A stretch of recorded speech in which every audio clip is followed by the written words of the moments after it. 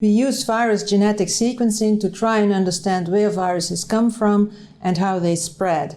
And in order to use that data in real time, for instance during an outbreak, we have to understand exactly how accurate the data is that we provide. The main advantages of these techniques are that it's relatively cheap, it's fast, and it enables real-time base calling, which can be used for in-field sequencing. This method can be used for the timely generation of sequence data, which, for example, can be used to determine the origin of a multitude of pathogens.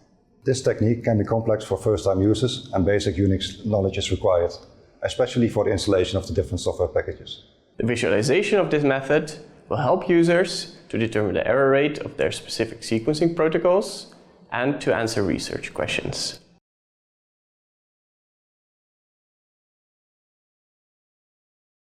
The sequence run is started on a MinION connected to the MinIT. After performing a sequence run on the Nanopore platform, load the data load into PoreChop. To prevent contamination and to enhance accuracy, use the require_2_barcodes flag and enter the command as indicated.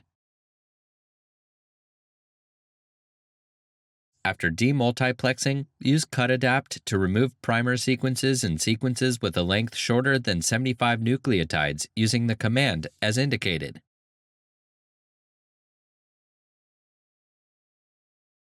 Use Minimap2 to map demultiplexed sequence reads against a panel of distinct reference strains using Minimap2.